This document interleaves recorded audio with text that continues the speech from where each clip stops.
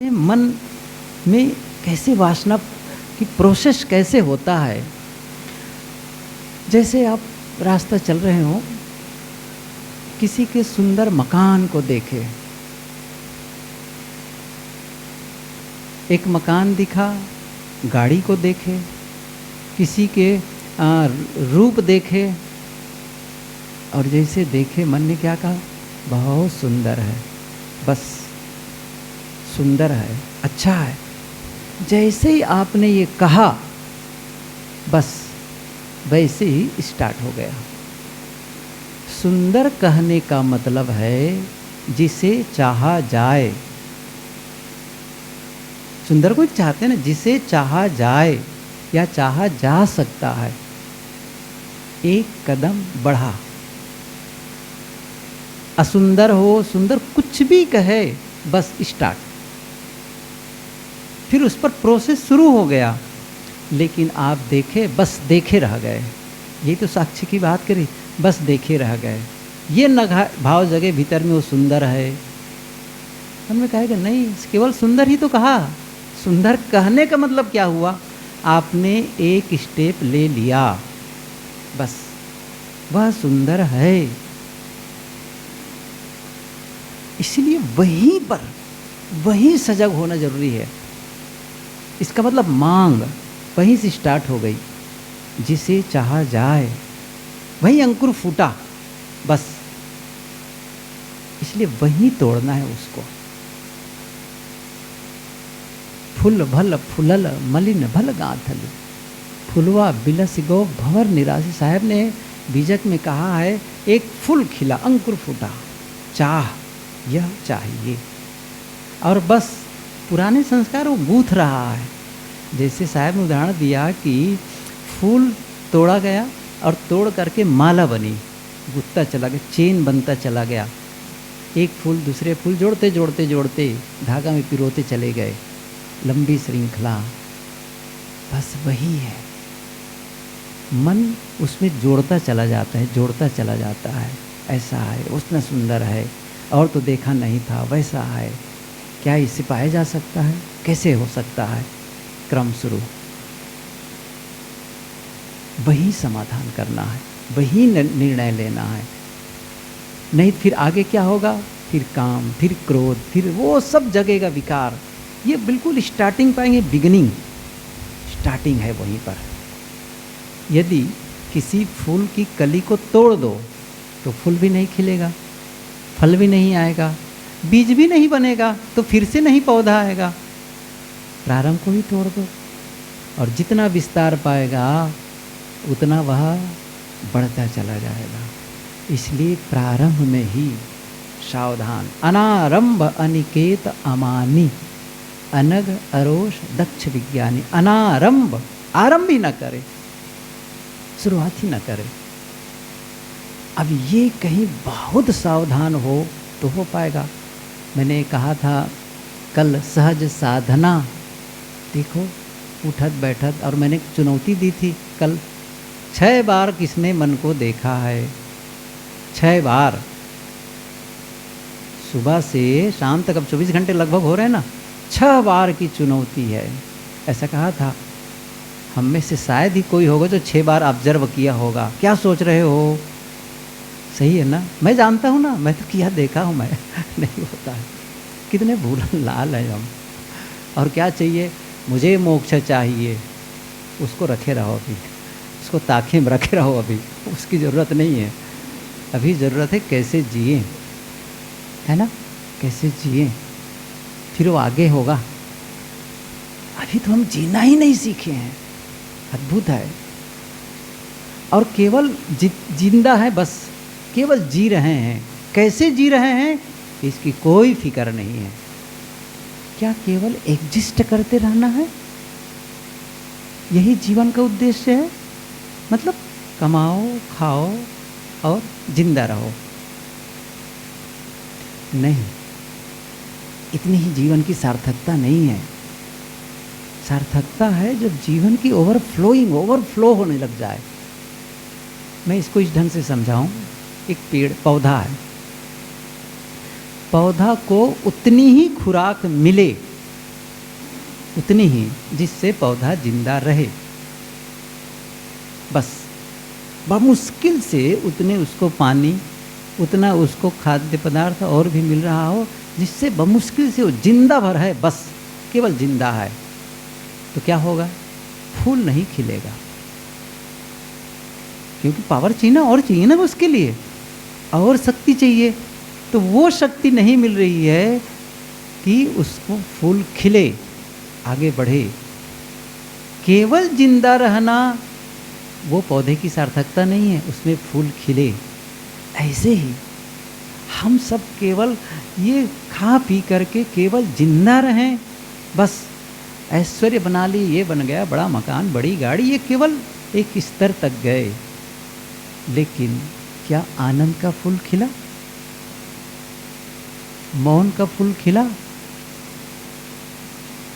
ईसा मसीह ने कहा है, जिस जीवन में महाजीवन का अनुभव नहीं हुआ वह जीवन व्यर्थ है। किसके लिए है? महाजीवन का अनुभव हो तो क्या होगा? और चाहिए, फिर ओवरफ्लोइंग हो जाए, वो दिखे, आनंद का फूल खिले। ये बहुत जरूरी है अपने खिलाना। ये तो बात आई थी इनकी, अब कागज़ लिख के भेजे थे इसलिए है। अभी तो पता नहीं उनका समाधान हुआ कि नहीं हुआ, और आप कहेंगे तो मैं आगे बढ़ा दूंगा। यदि हाई कोर्ट में ठीक ना हो तो सुप्रीम कोर्ट तक आगे कागज़ बढ़ा दूंगा मैं, आप जैसा कहें।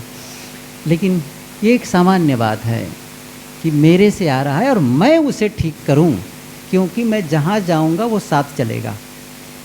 मैं जाऊंगा तो मेरे साथ मेरे विचार चलेंगे। मेरे अंदर जो शक्ति है, चाहे वो मोह की हो, चाहे वो आसक्ति की हो, चाहे वासना की हो, क्रोध की हो, बुरी आदत की हो, वो मेरे साथ साथ चलेंगे। घर छोड़ देंगे लेकिन वो मेरा स्वभाव साथ चलेगा, साथ चलेगा। कहीं अलग नहीं कि वो छूट जाएगा, वो भी साथ चलेगा। और जब साथ चलेगा तो जो वो कर सकता है वहाँ वो कर सकता है वहाँ। सही है ना? यदि वो मुझे परेशान कर सकता है वहाँ, तो वहाँ से यहाँ आने पर भी वो मुझे परेशान कर सकता है। इसलिए समाधान घर छोड़ना नहीं है। घर छोड़ना ही नहीं है। आप लोगों को मैं बताऊं तो मेरे हिसाब से छोड़ना ही नहीं है, वो छूट जाएगा। घर छोड़ने को सोचो ही मत, सोचो ही मत। बस भीतर से वह इंसान बन जाओ जो आप चाहते हैं, बस फिर वो छूटना होगा, छूट जाएगा। नहीं छूटा, नहीं छूटा, उसमें क्या लगता है?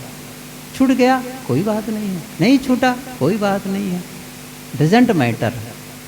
असली चीज़ आप हैं। आइए, मैं एक दूसरी बात जो कहना चाहता था वो ये है कि हम भावनात्मक जीव हैं।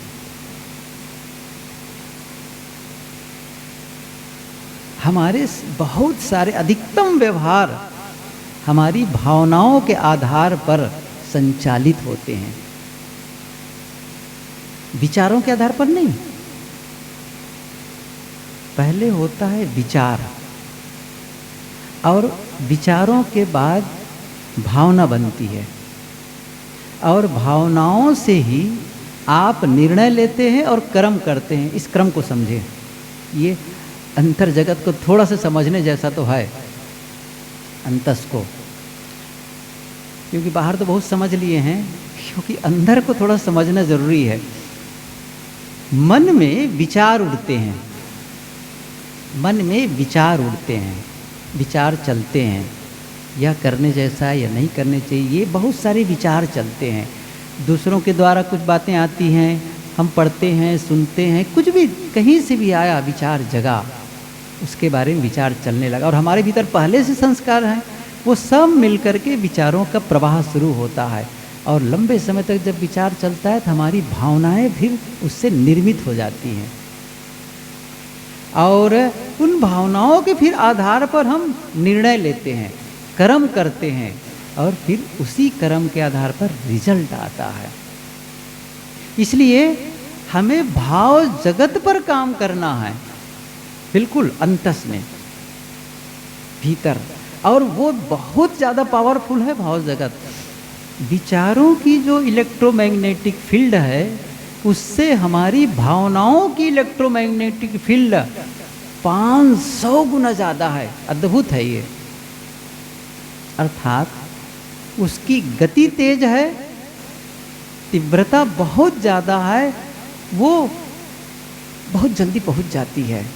कितनी बार मैंने ये उदाहरण दिया है, जो मेरे मन के विचार हैं आप तक पहुँचे, इसके पहले, अरे विचार का अभिव्यक्ति कैसी होती है? विचारों की अभिव्यक्ति होती है शब्दों से। फिर से कह रहा हूँ, विचार मन में आया, अभिव्यक्ति कैसी हुई? उसके लिए शब्द, मैं बोला, मैं तुम्हें पसंद करता हूँ, मैं तुम्हें पसंद नहीं करता, ये विचार आया ना मन में। फिर मैंने बोला, इसको बोला, तो किसी वाला शब्दों से बोला। लेकिन भावनाओं को शब्दों से नहीं बोला जा सकता है।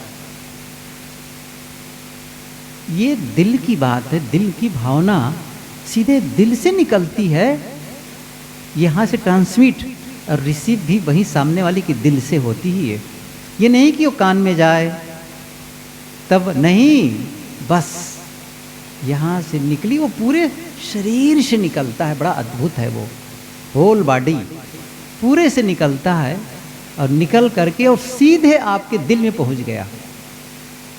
फिर उसके लिए भाषा की कोई ज़रूरत नहीं है, आप उसे रिसीव कर लेते हैं, बस। ये अद्भुत है। तो फिर इसी से होता है सारी चीज़। अच्छा, जब ये भावनाएं ही किसी के लिए मेरा भाव ही गलत हो, मैं इस आदमी के लिए समझता हूँ वो आदमी अच्छा नहीं है, उसके प्रति मेरा भाव अच्छा नहीं है, मिलने पर कैसा व्यवहार करूँगा? समझ रहे हैं ना? किसी से बात करूँगा उनके विषय में तो फिर कैसी बात कहूँगा? उसी का आधार, भाव का आधार पर हुआ ना। यदि उनके प्रति मेरे मन में अशुद्ध भाव है या फिर शुद्ध भाव है, सारे क्रियाकलाप उसी संपादित होंगे, विचारों से नहीं होंगे। जैसे मैं एक बात बताऊं, विचार कैसे, मान लो विचार में मैं सोचता हूं कि क्रोध करना बुरा है, बड़ा व्यवहारिक ढंग से लेते हैं, और मैंने दीवार में भी लिख के रख दिया, कागज में लिख के टेबल पर रख दिया, क्रोध जहर है, क्रोध करना बुरा है। सही है, विचारों में आता भी है, सच है ये। लेकिन जब परिस्थिति बदली, सामने कुछ ऐसी घटना घटी, तो विचार धरे रह जाएंगे और भावना जो है प्रेषित कर देगी। ऐसा होता है, ऐसा होता है। हम जानते नहीं हैं कि क्रोध गलत है। उस पर, क्रोध पर बोलना के लिए कहा जाए ना तो बहुत बड़ा स्पीच दे दिया जाएगा, लेकिन समय आने पर वो फायर आग बरसती है। सही है, ऐसा होता है कि नहीं होता है? क्यों? वो भावनाओं से संचालित हो रही है। मैं क्या कह रहा हूँ, वहाँ काम करना है, वहाँ काम, केवल विचारों पर न चले ये काम। इसलिए एक शुद्ध और अशुद्ध भाव, अशुद्ध भाव क्या है? जिसका निमित्त पर हो, बाहर हो, और शुद्ध भाव है जिसके लिए किसी भीतर से उद्भावित हो, भीतर से निकले हो, अंतस से बाहर आए, वही शुद्ध भाव है, वही है। हमारा जीवन किससे संचालित हो रहा है? अशुद्ध भाव से। होना चाहिए शुद्ध भाव से। जैसे मैं एक बात कहूं, नफरत, क्रोध, तो नफरत के लिए किसी दूसरे का होना जरूरी है ना? दूसरे का, क्रोध के लिए किसी दूसरे का होना जरूरी है। मोह के लिए किसी पर्सन का होना जरूरी है। वहाँ से हो रहा है। मैंने कहा ना, कोई सुंदर मोह जगा तो कोई है बाहर, और वहाँ से फिर यहाँ का भाव जगा। तो भाव क्या जगा? जो भाव सामने वाले के नाते जगा वो है अशुद्ध भाव, ये आप समझो। लेकिन सामने वाला कोई कारण नहीं है, वो स्वाभाविक भीतर से निकला, वो है शुद्ध भाव। लेकिन प्रेम और मैत्री किसी के होने की ज़रूरत नहीं है, किसी के होने की ज़रूरत नहीं है कि कोई हो तब नहीं। करुणा, करुणा किसी को होने की ज़रूरत नहीं है, वो भीतर से ही निकलते हैं। वो असली चीज है। इसलिए जिससे बाहर कोई निमित्त बने वह अशुद्ध भाव है, उससे संचालित, मतलब किसी ने बोला और मैं उस पर किया, समझ लो अशुद्ध भाव। मैं इसको और सरल ढंग से समझाना चाहूं तो ऐसा होगा, मैं रास्ते रास्ते जा रहा हूं, किसी ने मुझे गाली दी, अपमान किए रहे, मैं नाराज हो गया, उसको मैंने उसके प्रति नाराजगी व्यक्त कर दी। या फिर आगे बढ़ा तो किसी ने मेरा बहुत सम्मान किया, मैं बहुत खुश हो गया, समझ रहे हैं ना, बहुत खुश हो गया। इसके लिए दूसरा कारण है, मेरी नाराजगी का कारण दूसरा, प्रसन्नता का कारण दूसरा, ये अशुद्ध भाव है। लेकिन जब मैं चलूं और किसी ने क्रोध किया और किसी ने सम्मान किया, तब मैं वैसा ही हूं, किसी के क्रोध करने के पहले जैसा था, किसी के सम्मान करने के पहले जैसा था, वैसा ही हूं। यही शुद्ध भाव है। मतलब वो मुझे विचलित न करे, वो मुझे विचलित न करे, इस भाव जगत पर काम करना है। इसलिए भावनाओं पर मैं ये कह रहा था, मेरा कहने का ये भाव है कि ये जो भाव है ना, एक प्रोग्राम्ड हो जाता है, प्रोग्रामिंग हो चुकी है ऐसा। अब उसको क्या करना है, रीप्रोग्रामिंग, रीफ्रेमिंग करना है, रीफ्रेमिंग। क्योंकि मैंने कहा ना, इतना तेज से वो चल जाता है कि हम संभाल ही नहीं पाते। जब घटना घटती है तब कैसे करना पड़ेगा, रीप्रोग्रामिंग। जो घटना घटे उसके पहले से ही आप तैयारी करके आए। इसका मतलब है कोई सामने से युद्ध करने की ललकारे, आप उसके पहले तैयार रहें, आप पूरी तरह से तैयारी कर लिए रहें, ताकि आपको किसी प्रकार भय न हो। इसको कहते हैं प्री प्रोग्रामिंग। प्री प्रोग्रामिंग, मैं इसको आपकी भाषा में समझाऊं सरल ढंग से, वो क्या होगा, एक होता है पोस्टमार्टम, समझ रहे हैं, सब समझते हैं पोस्टमार्टम।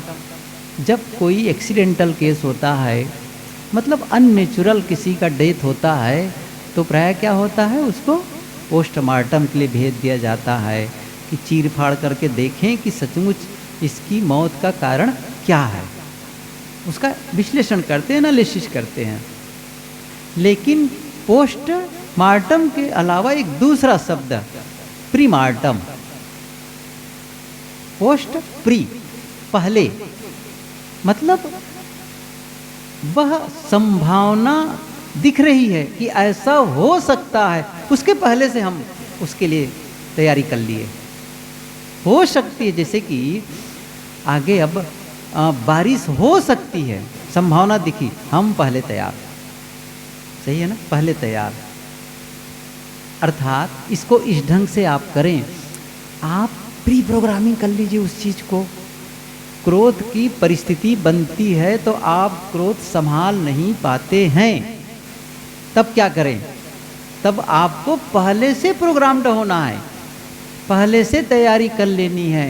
कैसे तैयारी करनी है ये समझे थोड़ा सा, उस समय नहीं होगा, इसीलिए कहा अकेले में साधना, अकेले में शक्ति का अर्जन, अकेले में आप अपना शक्ति को अकेले में बढ़ाएंगे, भीतरी शक्ति को, बाहरी शक्ति की नहीं, भीतरी शक्ति को आप अकेले में।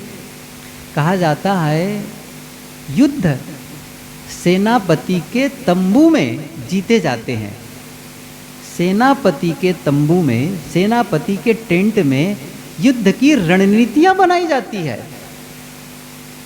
योजना, जिसको मैं आपकी भाषा में कहता हूं योजना। व्यवसाय में योजना बनती है पहले से, पहले थोड़ी हो जाती है। हम जब ये मकान बनाए उसके पहले नक्शा, योजना है ना, योजना, तभी तो पहले क्या बनी, योजना, फिर मकान बना, ऐसे थोड़ी बन गया है। ऐसे ही हम जैसा मकान चाहते हैं, हम जैसा जीवन चाहते हैं, हम जैसी अपनी भावनाओं को, हम जैसे अपने भीतर की स्थिति को चाहते हैं, उसके लिए पहले से योजना बनाए। तो योजना कहाँ बनेगी, जब आप अकेले में होंगे, जब भी अकेले हो। इसीलिए कहते हैं मनन। मनन क्या मनन करना है? अकेले बैठे और आपको क्या करना है? आप चाहते क्या है? मैं क्रोध न करूं, अर्थात अक्रोधी, निर्लोभी, निर्मोही, ये सब मैं चाहता, यही तो चाह रहे हैं हम लोग। नफरत न हो, घृणा ना हो, प्रेम जगे। तो जो आप चाहते हैं आपको क्या करना है? उसको भीतर जीना है। कैसे जीना है? कैसे जीना है? जिसके प्रति क्रोध आता है, जिस परिस्थिति में आप क्रोधित होते हैं, उस परिस्थिति को ख्याल करिए। क्योंकि पहले तो ऐसा हुआ है, वो आदमी बोलता है ना तो मुझे आग लग जाती है, उसको देखने का मन ही नहीं करता है।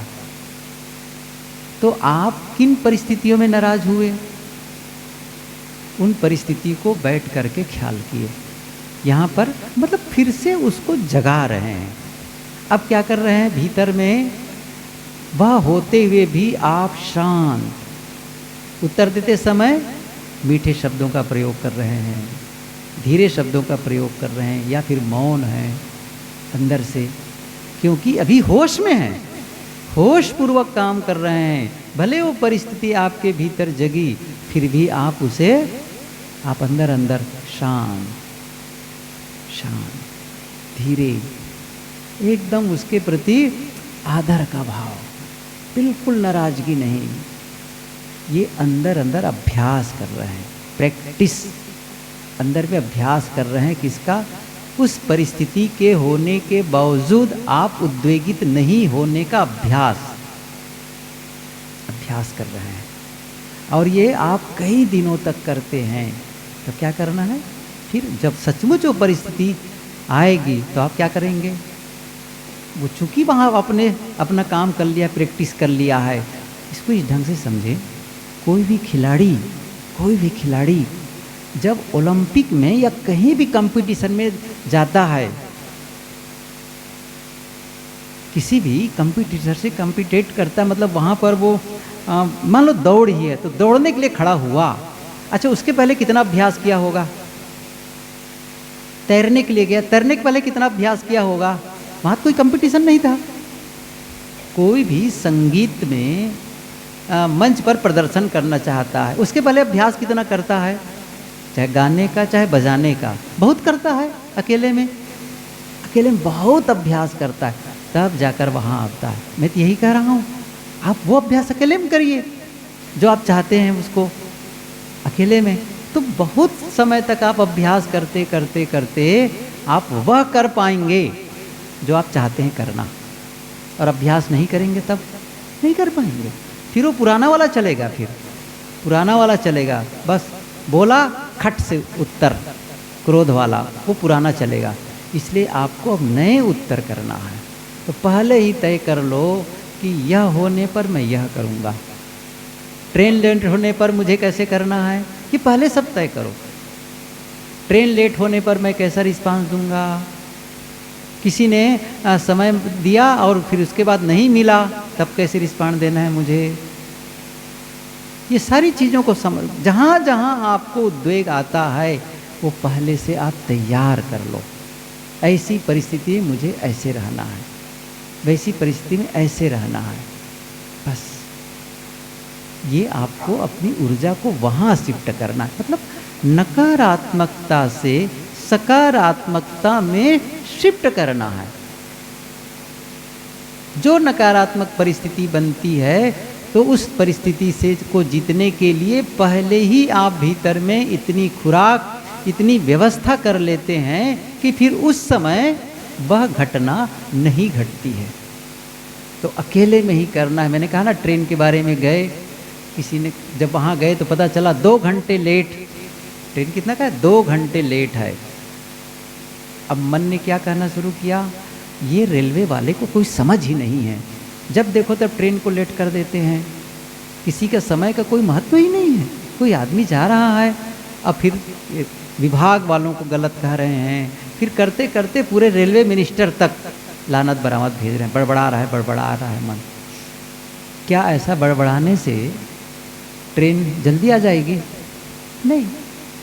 लेकिन एक दूसरा तरीका, पहले से आपने कहा, पहले से प्रोग्राम में, पहले से तय है आपके मन में, क्या आप गए, ट्रेन लेट है, अच्छा तो आपने देखा कहीं बैठने की जगह है, हाँ बैठने की जगह है, खोज लिए, बैठ गए, पुस्तक रखे, निकाल के पढ़े, अच्छा मोबाइल है, कोई प्रवचन सुने, कोई भजन सुन लिए, या फिर आंखें बंद करके बैठ गए, बस सांस देखने लग गए, चुप सांस देखने लग गए, सही है ना, शांत, कोई उद्वेग नहीं, ट्रेन देर में आए, जल्दी आए, ठीक है, क्योंकि आपके उद्वेगित होने से ट्रेन जल्दी नहीं आएगी और आपके शांत रहने से भी जल्दी नहीं आएगी, ये भी सच है, लेकिन आप शांत हैं,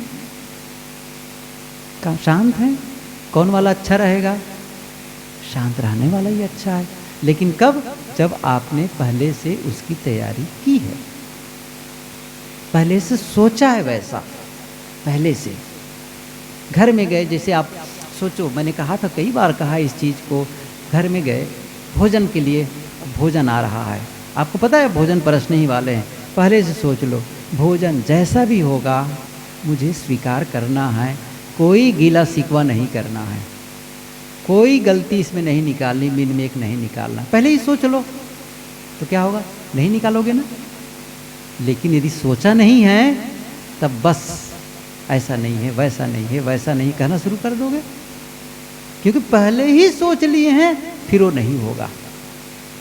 घर में गए, पत्नी उलझी हुई है, जैसा भी हो, बच्चे हल्ला मचा रहे हैं, आपने क्या कहा, घर जाऊंगा, पत्नी चिल्लाएगी, कोई बात नहीं, मुझे शांत रहना है, मुझे शांत रहना है, वो उनका अधिकार है चिल्लाने के, चिल्लाने दो, पहले से ही आप तैयार हो करके जाइए, क्या होगा, जब वो चिल्लाएगी और आप शांत, उनको भी आश्चर्य लगेगा, आज कैसे नहीं बोल रही है, बोल रहे हैं ये श्रीमान, कुछ तो है, कुछ गड़बड़ा है, वो भी शॉकिंग, वो भी आश्चर्य में पड़ जाए, क्योंकि आपने अपने में बदलाव किया है, चेंज किया है, इसलिए पहले ही तय करो। और ये काम अकेले में, रोज बैठो अपने लिए, कैसे जीना है, कैसी उस परिस्थिति में मुझे जीना है, कैसे उस अड़ियल आदमी के साथ में कैसे निपटना है, कैसे शांत रहना है, हमेशा देखो शांत वाला ही चुनाव करो, प्रेम वाला ही चुनाव करो, अक्रोध वाला ही चुनाव करो, उसी की रक्षा करो। किसकी रक्षा करनी है, क्या बचाने लायक है, हमारे भीतर क्या बचाने लायक है, कुछ ऐसी संपत्ति जिसको हमें बचा लेनी चाहिए, जिसको बचा लेनी चाहिए। एक बड़ा सेठ, डाका पड़ी, और डाका पड़ी तो लोग समझे कि लूट लिया गया, लेकिन आदमी उसी को बचाने के चक्कर में डाकुओं से इतना पीटा गया, इतना पीटा गया कि वो मरणासन्न में अस्पताल पर ले जाया गया, बस अब मरने वाला है। थोड़ा सा होश आया तो पत्र लिखा पत्नी को, चूंकि वो बाहर गई हुई थी, कहीं फिक्र करने की ज़रूरत नहीं है, सब कुछ अच्छा रहा, संजोग था, सौभाग्य ही था, तो एक दिन पहले ही सब कुछ मैंने बैंक में जमा कर दिया था, लाकर्स में जमा कर दिया था, खाते में डाल दिया था, सब जमा कर दिया था, कुछ ले नहीं गया सिवाय मेरे जीवन के। क्या कहा, क्या लिखा था, कुछ ले नहीं गया सिवाय मेरे जीवन के। वो मर रहा है, उसका जीवन खत्म हो रहा है, क्या बचा है, मकान बचा, संपत्ति बची, लेकिन उसका जीवन खत्म हो रहा है। अंत में यही कहने वाले हैं हम, सब कुछ बचा है, मैं नहीं बचा, है ना, मैं नहीं बचा। अच्छा होता जीवन बच जाता, अच्छा क्या होता, जीवन बच जाता। वो जो भौतिक संपत्ति भले लूट जाती, लेकिन वो जीवन बच जाता, ये महत्वपूर्ण है। हमारे भीतर सब लूट जाए, हमारी शांति न लूटे, प्रेम न लूटे, आनंद न लूटे, उसको बचाओ, उसकी सुरक्षा करो। एक बहुत पुरानी कहानी है राजा जनक की। एक सन्यासी उनके पास गया और कहा कि मुझे विश्वास नहीं होता है कि आप इस प्रकार ऐश्वर्य, जहाँ पर भोगों का पूरा आकर्षण है, और आप कैसे शांत रहते हैं, कैसे आपको विदेह मुक्त कहा जाता है। ये सब बातें कही मुझे, तो हम तो वहाँ जाके तपस्या करते हैं अकेले में जंगल में, तो भी हम शांत नहीं रह पाते, उद्वेगित होते हैं। और यहाँ जहाँ चारों तरफ भोग का फैलावा है, आप कैसे रह पाते हैं? मुझे तो संदेह होता है।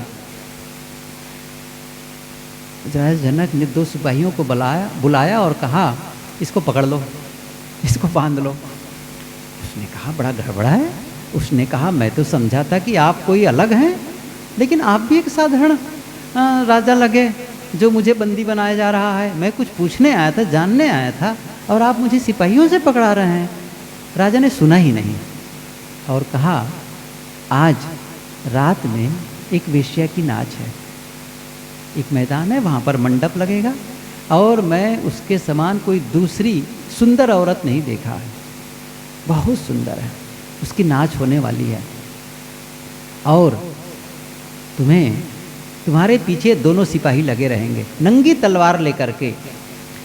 एक कटोरा में तेल भरा होगा, इतना भरा होगा कि उसमें और फिर एक बूंद तेल न भरा जा सके।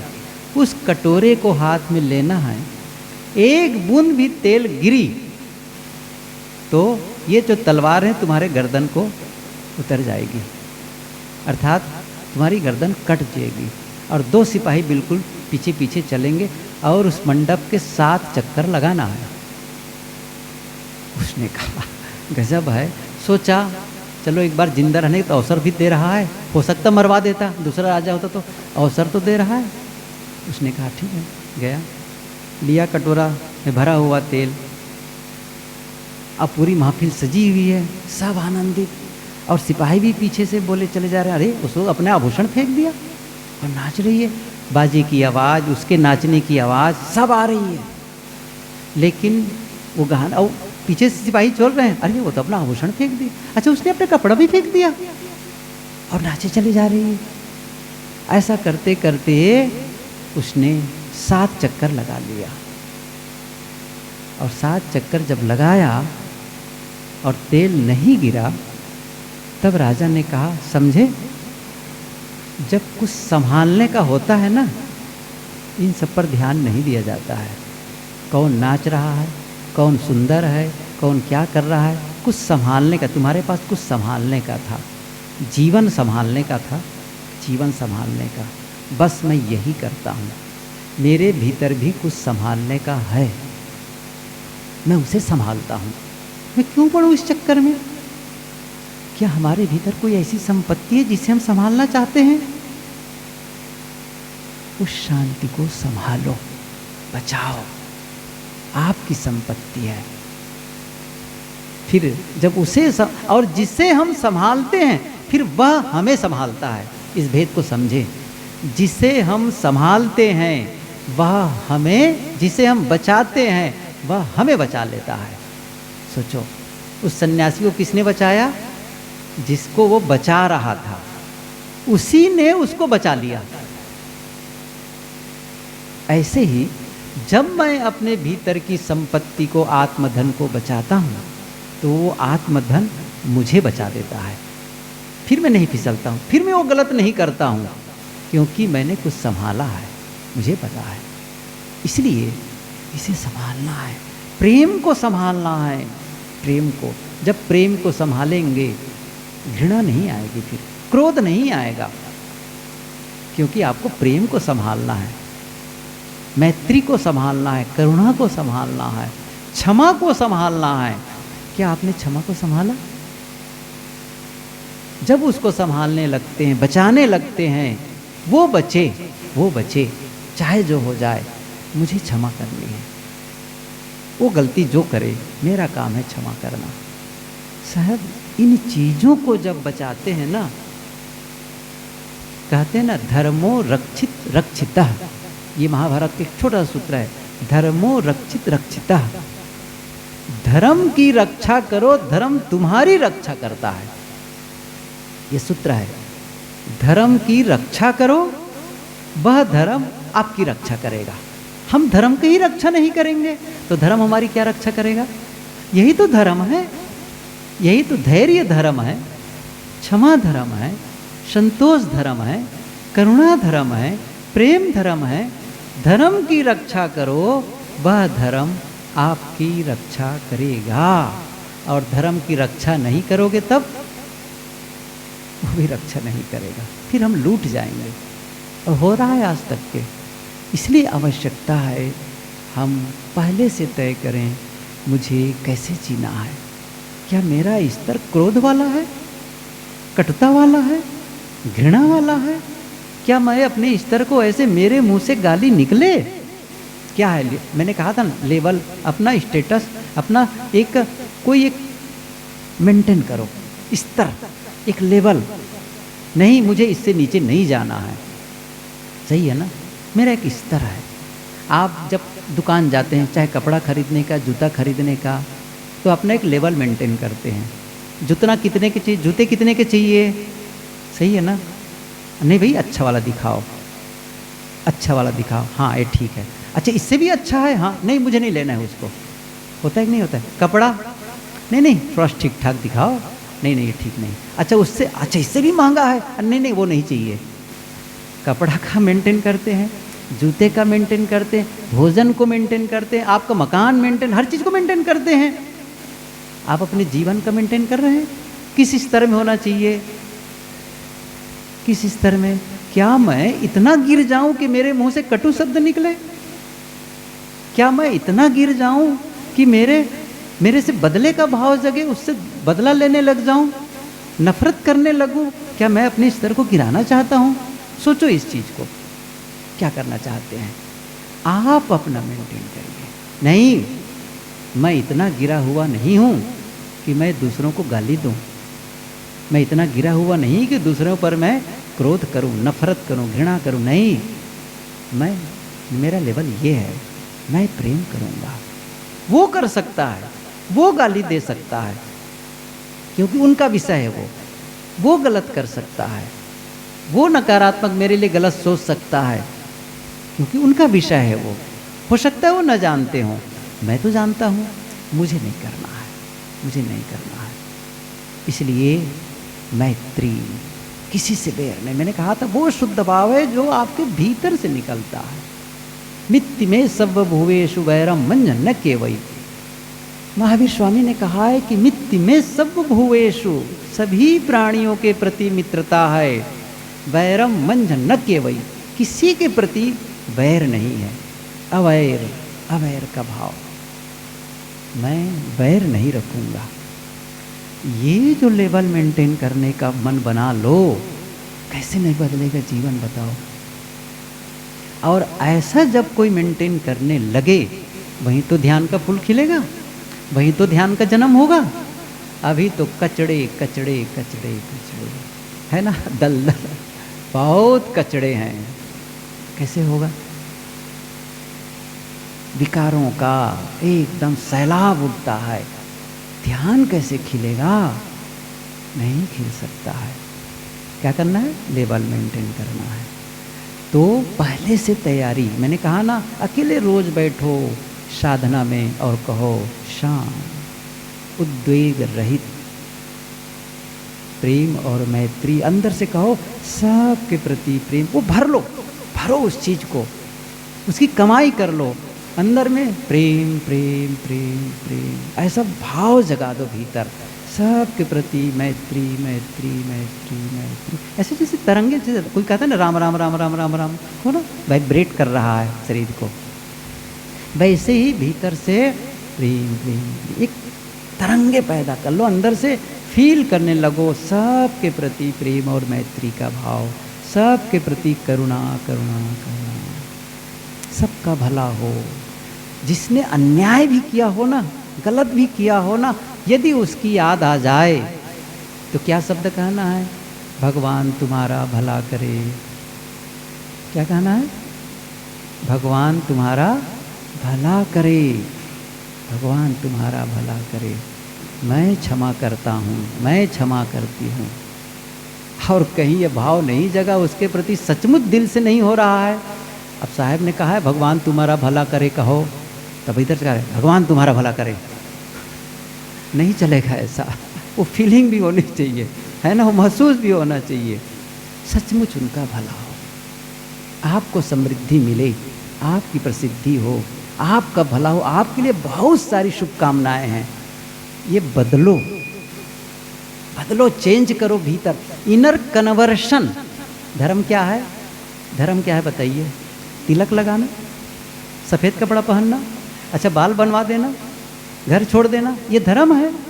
अच्छा मंदिर में जाके ऐसे आरती उतार लेना, बताओ धर्म क्या है? अच्छा गंगा स्नान, धर्म क्या है?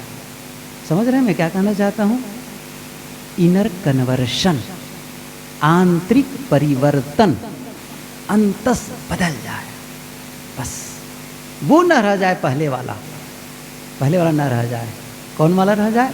नया, जिसको मैंने कमाया है, जिसको मैंने स्थापित किया है, जिसको मैंने बनाया है भीतर, आपने कमा करके इकट्ठा किया है, उसको प्रेम को भरा है भीतर। जब भरा है तो क्या करो? बांटो, कमा के लाओ, बांटो। यहाँ जो आप कमाई कर रहे हैं, अब क्या करना है? यहाँ अर्जित वहाँ विसर्जित।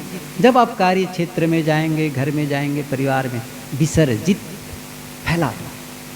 जब आप घर कमा के आते हैं, ऑफिस से हो, चाहे आप मास्टर हो, डॉक्टर हो, वकील हो, खेत किसान हो, कोई भी हो, कमा के आते हैं और पैसा लेके आते हैं। जब तनख्वाह मिलती है तब क्या करते हैं? श्रीमती को देते हैं, लो जी पैसा लो, अपना गृहस्थी संभालो, जो भी घर का सामान हो ले आओ। अच्छा बच्चे को देते हैं, लो तू भी पैसा ले ले, फीस जमा कर देना, पुस्तक कापी ले लेना। दरवाजे पर एक भिखारी आया, अच्छा तू भी ले ले, जा तू भी ले ले, चाय पी लेना। बांट रहे हैं, क्यों? कमा के लाए हैं साहब, आप कमा के लाए, बांट रहे हैं, बांट रहे हैं। खुश है ना? जब बांटेंगे तो घर वाले खुश रहेंगे, खुश रहेंगे।